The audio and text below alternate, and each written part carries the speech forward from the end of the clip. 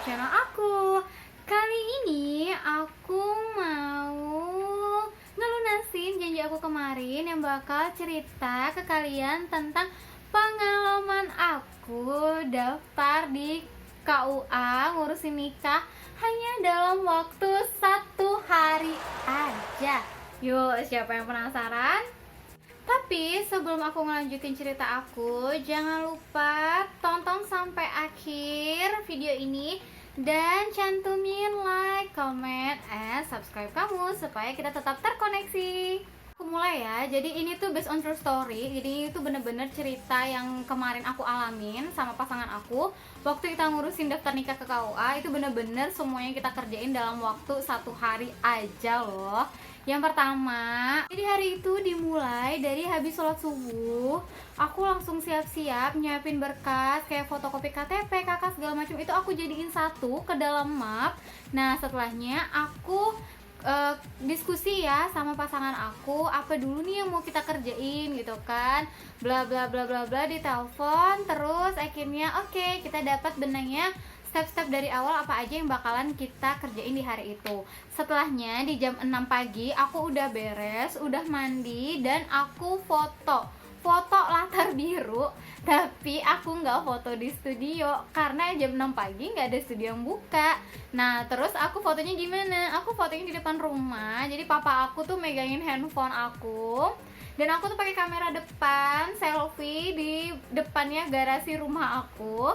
Karena aku udah bingung kan, aduh mau foto ke studio segala macam tuh pasti bakalan lama lagi gitu, takutnya nggak bakalan bisa selesai di hari itu. Ya udah, jadinya akhirnya aku foto cekrek beberapa foto dan aku pilih. Terus aku bawa ke tempat fotokopi. Sampai di sana belum buka karena jam 6.15 belum buka. Dia bukanya jam 7. Nah, aku langsung pergi ke rumah Pak RT aku. Aku datangnya pagi-pagi karena Pak RT itu masih kerja dan dia masuk kantornya itu jam 7 pagi. Jadi aku udah harus selesai dari rumahnya dia itu setengah 7. Nah aku ke rumahnya, rumah itu cuma berjarak sekitar 5 rumah lah gitu dari rumah aku kan, gak terlalu jauh. Di sana aku ngisi form, itu udah ada formnya sendiri, jadi udah ada angketnya, angket dari RT masing-masing ya. Aku yakin kalian juga ada, jadi kita tinggal datang, kita isi. Terus udah deh dapat tanda tangan dari Pak RT dan bisa kita bawa ke kelurahan untuk mendapatkan surat dari kelurahan. Nah sebelum ke kelurahan aku pergi ke tempat fotokopi. Kenapa di tempat fotokopi ya? Ya iya, aku mau nyuci foto gitu. Jadinya karena di tempat fotokopi itu sama rumah aku cuma jaraknya beberapa rumah juga. Jadi kayak di depan gang gitu loh. Jadinya aku kesana bawa foto aku dan foto pasangan aku. Terus si abang-abang fotokopiannya ngeedit si foto aku tadi, jadi latarnya tuh bisa biru, bisa kinclong gitu kan. Jadi deh si foto aku cuci, ada yang 4x6, 2x3, sama 3x4. Dan itu semua fotonya aku cetaknya dilebih-lebihin karena aku emang suka nyiapin sesuatu tuh lebih gitu daripada kurang, dan aku harus bolak-balik gitu kan. Sampailah di jam 7.30 aku sampai ke kantor lurah dan masih tutup karena emang bukanya jam 8. Jadinya aku pergi sarapan dulu biar aku kuat menjalani hari yang akan padat banget gitu kan. Aku mikir aduh banyak nih yang harus aku siapin, yang harus aku anterin, ini yang harus aku urusin. Jadi aku mutusin buat sarapan dulu. Sampai jam 8 aku udah sampai ke kantor lurah. Tapi kantor lurahnya belum siap. Udah ada sih petugasnya, udah ada pegawainya, tapi sistemnya belum hidup. Jadi aku masih nungguin sampai di pukul 8.15. Alhamdulillah berkas-berkas bisa dimasukin. Jadi berkasnya apa aja? Aku bawa KTP, KK, sama surat dari Pak RT tadi pagi. Itu yang aku anterin ke kelurahan aku. Sedangkan pasangan aku di sana juga ngelakuin hal yang sama. Dia juga udah nongkrong di kantor lurah dari jam 8 pagi. Tapi ada pembedanya. Kalau dia ditambah surat udah bayar pajak. Nah itu aja sih perbedaan antara kelurahannya dia sama kelurahannya aku. Kenapa? Karena kita itu beda kota ya. Dia di kotanya dan aku di kabupatennya gitu kan. 15 menit setelah selesai nungguin surat pengantar dari kelurahan, aku langsung foto suratnya. Terus aku pakai kayak apa ya, scan foto itu kan yang bisa ngirim surat ini bentuknya PDF langsung ke pasangan aku, begitu juga sebaliknya. Dilanjutinnya dia ke KUA-nya buat ngurusin surat rekomendasi, sedangkan aku juga pergi ke KUA aku untuk nge-cross check apa aja sih berkas-berkas yang memang harus kita kumpulin di hari itu. Sampai di KUA-nya sekitar jam 9 pagi. Jadi aku bilang sama petugasnya apa aja sih syarat-syaratnya buat nge-cross check lagi kan.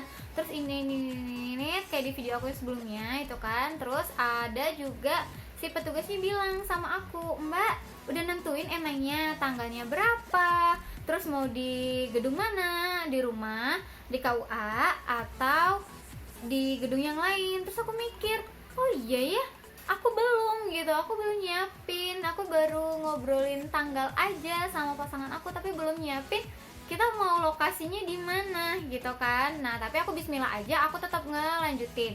Jadi aku sekalian ngambil form surat daftar untuk di KUA sama izin dari orang tua. Nah itu ambilnya juga di KUA. Jadi aku sekalian ambil biar aku sama pasangan aku bisa ngisi di rumah, jadi nggak perlu bolak-balik lagi. Nah setelah dari KUA aku langsung pergi ke puskesmas untuk suntik TT.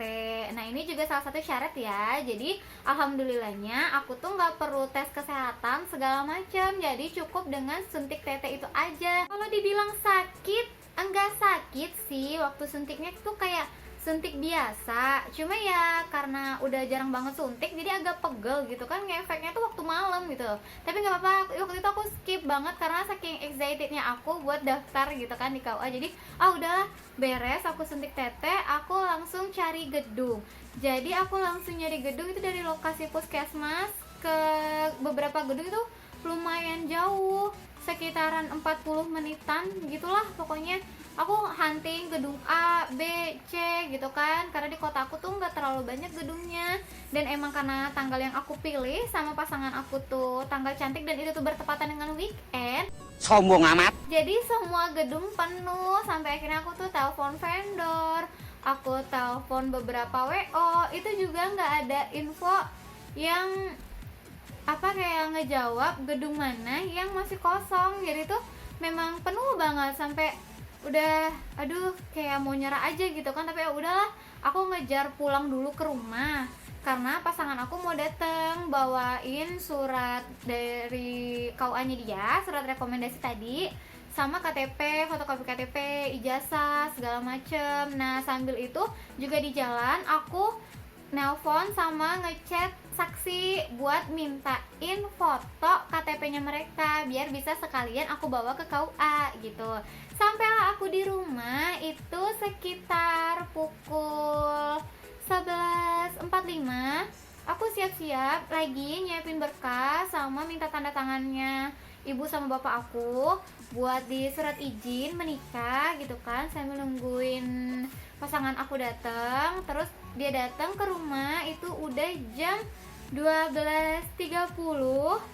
Nah di saat itu kita langsung ngisi form gitu ya, kita ngisi form bareng.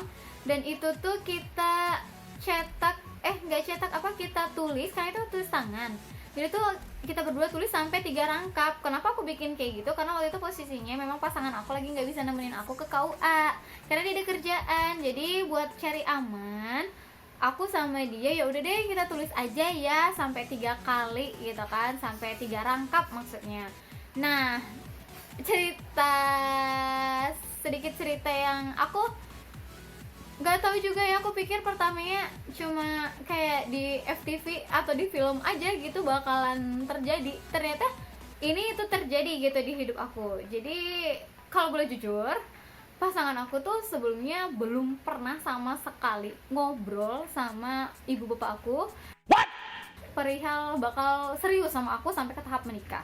Jadi momen pertamanya dia datang ke rumah aku untuk minta aku nikah sama dia adalah momen dimana dia bawa surat permohonan perizinan menikah dari orang tua gitu. Nah jadinya saat itulah kita jadinya ngobrol. Jadi saat itu juga mamaku tahu, oh mau nikah, serius mau nikah gitu. Dan udah, jadi akhirnya itu pertemuannya pertama mereka. Dan mama aku alhamdulillah sama papa aku nggak ribet orangnya, dan langsung nge-ACC, tanda tangan segala macam. Selesai ngisi form itu jam 1, aku langsung cross check ulang sama pasangan aku, kayak fotokopinya kita sesuaiin lagi dengan apa yang dipersyaratkan dari KUA aku gitu kan. Kita cek biar nggak bolak-balik, karena lumayan juga kan bolak-balik di hari itu gitu. Mana waktu itu tuh mau hujan juga, jadi emang aku mau cepet gitu. Nah jadinya bismillah aja, waktu itu semuanya udah kita jadiin satu map,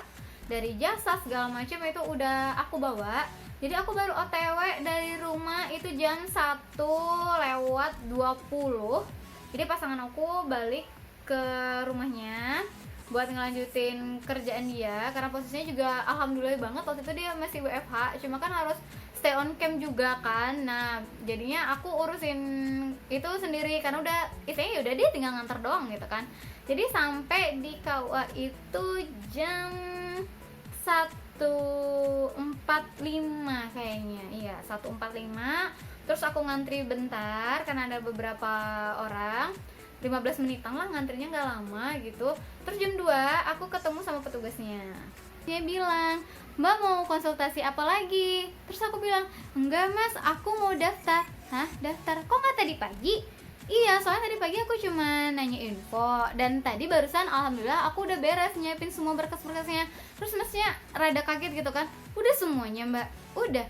"Bukannya mbak sama pasangannya beda ini ya, beda kabupaten kota?" "Iya, tapi alhamdulillah udah beres gitu. Jadinya ini berkasnya tolong dicek ya mas," gitu kan. Terus masnya ngecek sambil kita ngisi formulir yang kayak tanya jawab gitu sih, antara petugas sama aku gitu kan, antara masnya sama aku.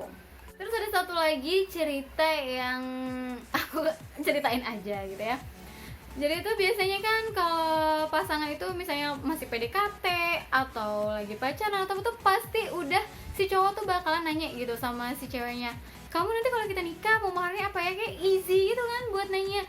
Tapi antara aku dan pasangan aku tuh bener-bener ngelupain ini. Kita nggak ada discuss sebelumnya, karena memang dia ngobrol serius sama aku tuh Hamin 2 hari sebelum kita daftar ke KUA. Jadi tuh hal ini bener-bener ke skip gitu loh.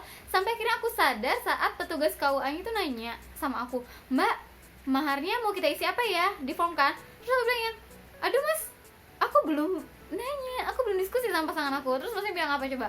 Masnya bilang gini, "Mbak, jangan sampai asal-asal sebut ya, karena ini tuh penting, bisa jadi nanti pasangannya jadi berat loh.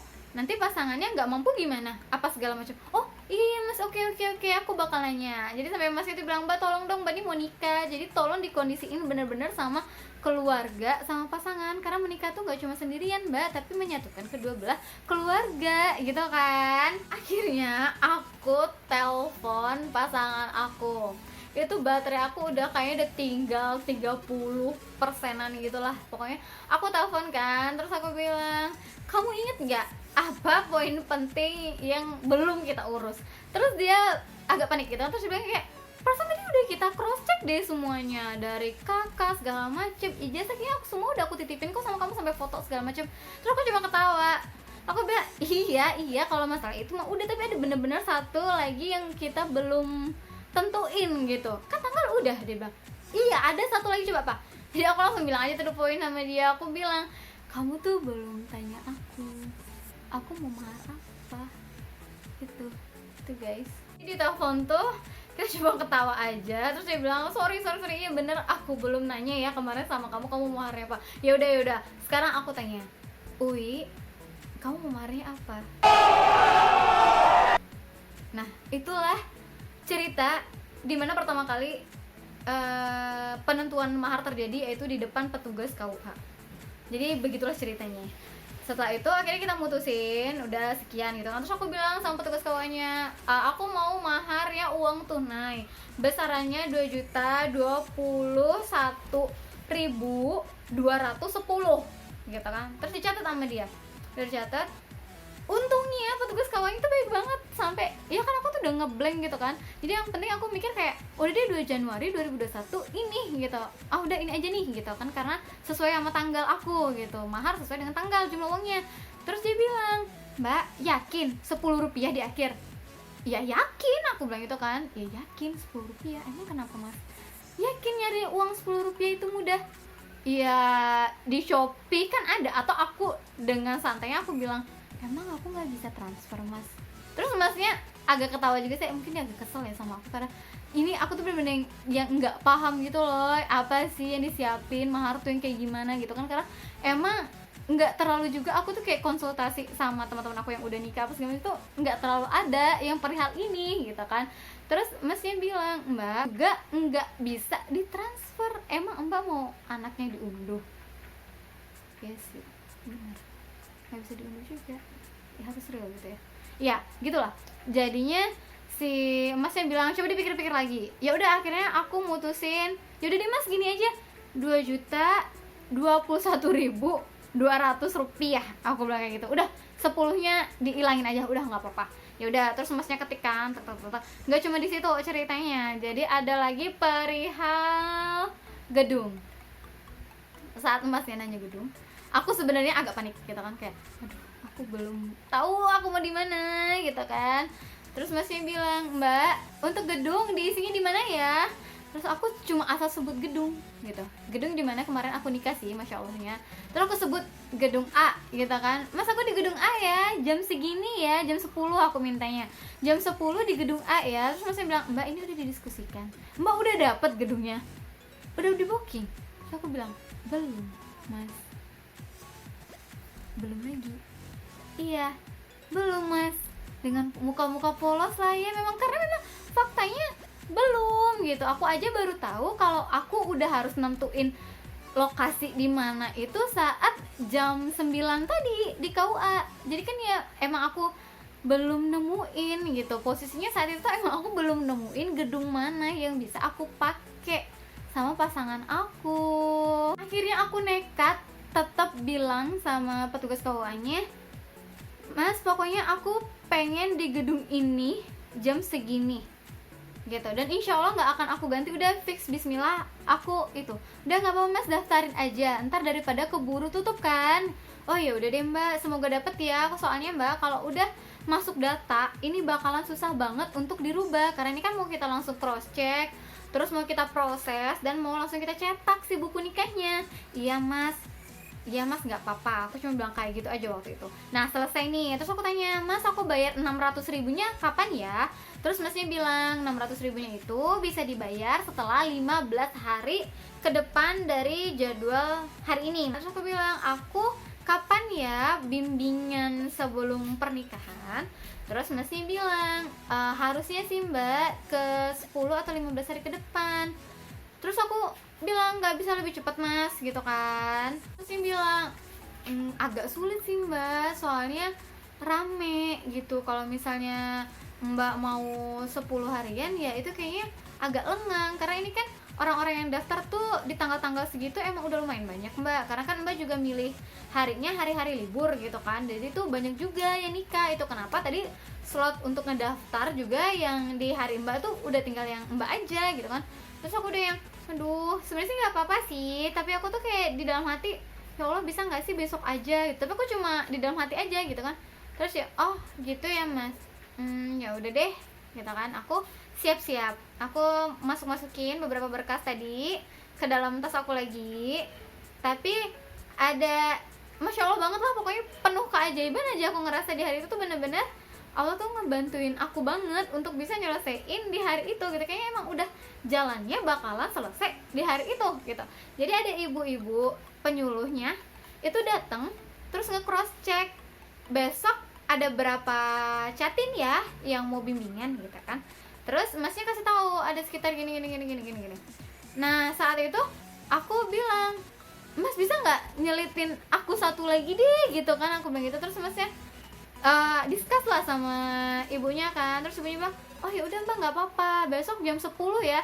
Dan alhamdulillah banget jadi udah dicatat gitu kan kalau aku sama pasangan aku itu bisa bimbingan pranikah besok gitu, maksudnya sehari setelah kita daftar gitu kan. Masya Allah banget ya, jadi bener-bener yang nggak perlu nunggu lama, nggak perlu bolak-balik apa segala macam, dan itu tuh bisa dapet gitu. Selesai dari mengurus di KUA itu tepat jam 3 itu beres semuanya, udah aku masukin lagi berkas-berkas lebihnya ke dalam map aku. Terus aku menuju ke kendaraan aku kan, aku pakai motor waktu itu biar cepet aja sih, kayak biar bisa nyelip-nyelip gitu kan. Nah setelah itu aku baru pergi ke gedung, nyari gedung maksudnya ya. Jadi aku nyari gedung, itu udah hujan juga, jadi ada momen dimana aku kayak teduhan gitu loh. Jadi aku kayak kena hujan bentar, dan disitu aku berdoa aja, ya Allah dapet dong sesuai dengan apa yang udah aku daftarin nih gitu, karena aku udah terlanjur bilang gitu kan sama petugas KUA-nya kalau aku mau di gedung itu. Jadi tolong jadiin omongan aku yang tadi, usaha aku ini bener-bener jadi takdirnya aku gitu kan. Jadi aku cuma bismillah aja, aku pokoknya segala zikir, sholawat semuanya itu aku ucapin saat perjalanan menuju ke gedung itu. Jadi aku sampai di gedung itu tuh udah sore jam 4. Jadi aku ketemu sama petugasnya, alhamdulillah banget petugasnya juga ada di lokasi gitu. Jadi emang udah kayak ya udah jalannya aja gitu kan di hari itu gitu. Sampai di sana aku langsung cerita sama bapaknya. Jadi aku nggak lagi nanya masih kosong atau enggak segala macam di tanggal, tapi aku langsung to the point. Aku bilang sama bapaknya, Pak, aku mau booking gedung ini di tanggal 2 Januari. Kenapa? Karena aku udah daftar ke KUA dan aku udah isi lokasinya itu adalah gedung ini jam 10. Aku bilang kayak gitu. Jadi please banget, mohon ada ya Pak gedungnya, aku bilang gitu kan. Terus bapaknya bilang, waduh, tanggal 2 ya Mbak? Iya, weekend ya? Iya Pak. Jadi beliau ngecek gitu kan, ngecek. Wah, Mbak beruntung banget. Aku yang speechless dong, aku kaget kayak, serius? Ada. Dan saat aku lihat, ternyata di tanggal 1 itu udah ada. Terus di tanggal 3 juga ada. Jadi tuh bener-bener di tanggal 2 itu kosong. Masya Allah banget. Jadi aku langsung daftar, aku langsung bayar bookingan gedungnya, dan aku fotoin si kwitansi bukti itu langsung ke pasangan aku. Jadi mungkin aku mau kasih kayak kayak kesimpulan, bukan juga kesimpulan sih, tapi kayak sesuatu yang mungkin bisa temen-temen perhatiin gitu antara teman-teman dan pasangan. Itu adalah yang pertama, memang kerja sama sih. Jadi aku ngerasa kemarin keberhasilan aku dan pasangan aku buat daftar di KUA dalam waktu 1 hari itu karena kita kerja tim gitu. Jadi bener-bener pasangan aku ke KUA-nya untuk minta surat N1, minta surat rekomendasi, terus aku juga garcep gitu kan ke tempat aku. Jadi kita tuh nggak saling nemenin gitu, tapi kita bener-bener ya udah deh kita bagi tugas aja gitu. Karena kalau misalnya waktu itu akunya manja atau dianya manja, akunya lelet atau dianya lelet, aku rasa nggak bakalan 1 hari itu selesai gitu. Nah itu yang pertama. Terus yang kedua, memang kita tuh harus yakin. Jadi aku sama hari itu sama pasangan aku cuma kayak, ya udah deh yakin jalanin sambil doa aja, dibawa doa gitu, dibawa bismillah, dibawa doa, karena kita yakin ini tuh niatnya baik, pasti akan dimudahkan gitu sama Allah. Nah itu sih, dan itu kenapa akhirnya kita bisa daftar dalam waktu 1 hari aja, dimana aku dapat beberapa informasi ya. Jadinya sebelumnya kan aku udah nanya juga tuh sama teman-teman aku, tapi aku nggak nanya detail apa-apa aja yang disiapin tuh enggak, tapi aku cuma nanya kayak, lama nggak sih ngurus nikah, atau lama nggak sih nyiapin berkas. Dan rata-rata teman-teman aku tuh jawab, ya ini memang fakta ya, ini memang faktanya, mereka tuh kayak lebih dari seminggu deh. Rata-rata tuh teman-teman aku kebanyakan yang aku tanya itu lebih dari seminggu. Makanya aku bilang aku sangat excited gitu sama pengalaman yang dikasih Allah sama aku dan pasangan aku di saat itu, dimana kita benar-benar bisa nyiapin semuanya dalam waktu 1 hari. Jadi besok paginya aku sama pasangan aku tuh datang lagi ke KUA untuk bimbingan gitu. Jadi langsung beres aja udah gitu. Karena kalau nggak bimbingan itu katanya ntar agak ada kayak berkas, jadinya tuh ada yang kurang gitu loh sebelum buat ngejalanin akad gitu, untuk dari sisi pemberkasan ya. Tapi aku nggak tahu juga kebijakan di tempat lain kayak gimana. Pokoknya aku dengar info katanya lebih bagus ya emang kita tuh datang gitu untuk ngelakuin pelatihan itu gitu. Pokoknya datang aja untuk bimbingan dan pelatihan itu, karena ya memang worth it sih sebenarnya apa yang dia bahas itu. Bener-bener karena aku cuma berdua aja ya dengan pasangan aku, jadi aku tuh datangnya siang pas hari kedua, jadi emang udah tinggal aku dan pasangan aku aja gitu. Jadi kita lebih kayak intens gitu sama si ibu penyuluhnya, jadi kayak bener-bener ngerasa dalam banget apa yang disampaikan sama ibunya gitu. Jadi ya pokoknya ngena aja sih gitu momen dimana aku sama pasangan aku akan melakukan ibadah terlama kita.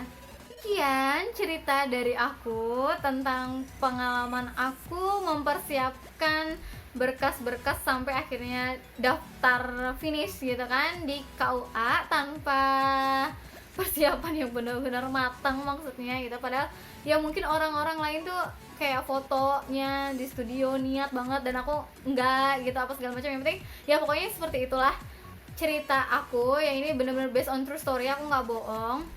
Jadi semuanya itu benar-benar aku sama pasangan aku kerjain cuma dalam waktu 1 hari. Dan aku yakin banget kalian para calon pengantin yang berbahagia akan dimudahkan. Karena kalau udah kita niatnya menikah, aku yakin pasti akan dimudahkan. Semangat semuanya.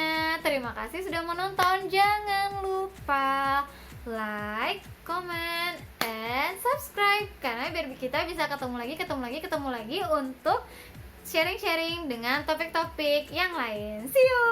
Thank you semuanya.